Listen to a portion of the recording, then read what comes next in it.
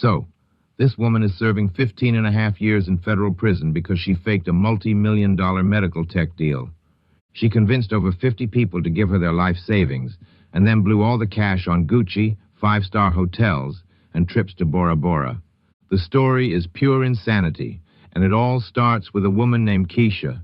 You have to understand, Keisha is the perfect predator. She isn't just some random scammer. She has degrees in electrical engineering and law.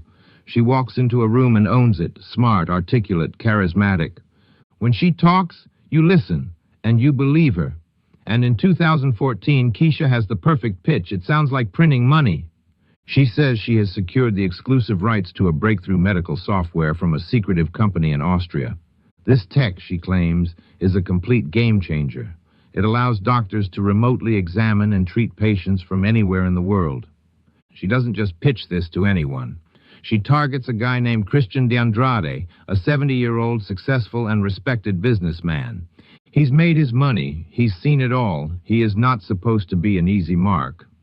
But Keisha is a master manipulator. She shows him binders full of official-looking documents. She holds fake conference calls with people she claims are Austrian lawyers. She convinces him this isn't just real. It's the single biggest deal of his life. She even dangles massive fake clients in front of him. She talks about pending deals with the Prime Minister of Dubai, which isn't even a real job title. But it sounds impressive. It sounds rich. The hook is set. The victim is on the line.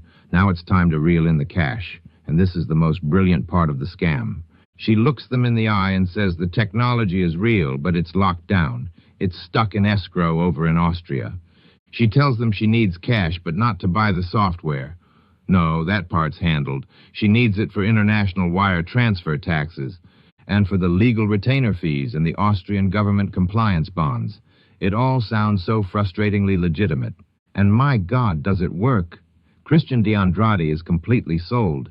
He dives in head first, wiring Keisha $1.4 million of his own money. But that's just the start. He's so convinced, he becomes her biggest cheerleader, going to his network of people who've trusted him for decades. His girlfriend invests, his ex-wife invests, his business mentee invests. The money just starts pouring in from everywhere. The victim list is just heartbreaking. A 71-year-old cancer survivor gives Keisha her entire inheritance, $250,000. There's a special needs teacher who just lost her husband looking for a way to secure her future. She invests everything. All told, over 50 people hand over their life savings. More than $5.4 million goes directly into accounts controlled by Keisha. So the big question, she has the money. Does Keisha pay the Austrian fees and finally bring home the miracle tech? No, of course not. It was never real. She takes that $5.4 million and immediately begins one of the most audacious, shameless spending sprees. It becomes her full-time job to burn through other people's cash. She blows through $1 million on travel alone.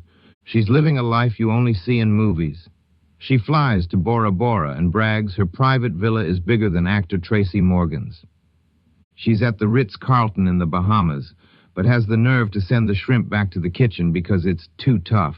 She's in Rome, and when a new Mercedes picks her up, she complains that the car is too small and not her vision of luxury. The money just vanishes into a black hole of designer labels.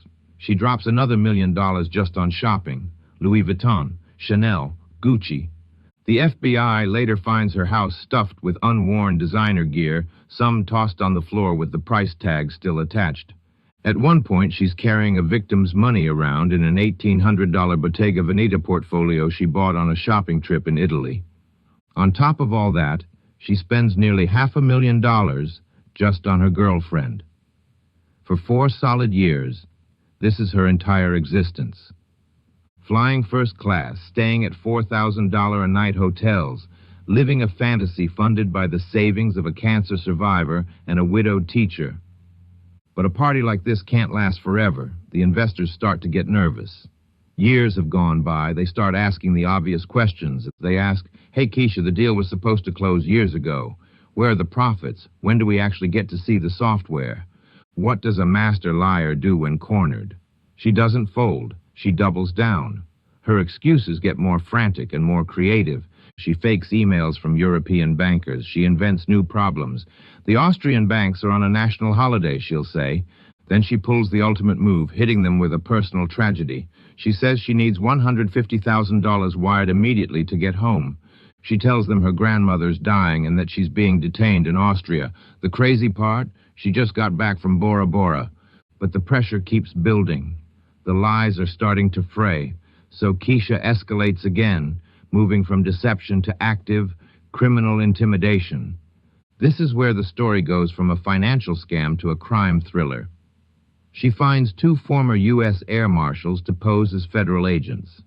Their job is to shake down investors who are getting too loud. These goons try to intimidate people, flashing fake badges and making threats. She's using fake feds to protect her fake business. She even bribes T-Mobile employees to get the private phone records of her victims. This is the breaking point. This can't hold. One of the partners finally has enough. The lies, the excuses, something is deeply wrong. So they decide to do the one thing Keisha never thought they would. They decide to go around her and contact the company directly. They do some digging, find the name of the actual Austrian software company, and send a simple email introducing themselves as a U.S. partner.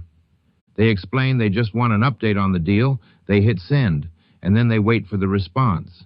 The reply they get back is the single sentence that detonates the entire 4-year, $5 million lie. The email from the real Austrian company is short and direct. We have no idea who Keisha Williams is. We have no deal with her. We have never even spoken to her. Boom, it's all gone. The software, the millions in profits, the entire story. It was never real. It was a ghost, a complete fiction invented by one woman and fueled by the trust of everyone she met. The victims now see the horrifying truth and call the FBI. The feds find a paper trail a mile long, all those wire transfers and receipts. It's an open and shut case. In February 2018, the party officially ends. Keisha is arrested by federal agents. And now, the real cost, the human wreckage. Christian DeAndrade, the successful businessman who believed in her, he loses everything. His business, his 2 houses, his car, all his savings. He's ruined. The 71-year-old cancer survivor sees her entire inheritance vanish. One victim writes to the court, "This is a being without a heart or soul." The trial barely lasts 2 days before Keisha pleads guilty. In court, she tries one last manipulation, saying, "I am a good person who made bad choices," and even quotes the Bible. The judge is not moved. She looks at the evidence, at the appalling spending, at the luxury bought with a dying woman's inheritance. The judge calls it one of the worst and most heartless cases of fraud she has ever seen in her entire career on the bench. And then, the final resolution, the last beat. The one thing that cuts through all the noise and all the lies. Her mugshot. The court delivers the one bill she can't pay, the one consequence she can't lie her way out of. The sentence for the lead architect of this massive fraud, Keisha Williams, is 188 months. 15.5 years in a federal prison.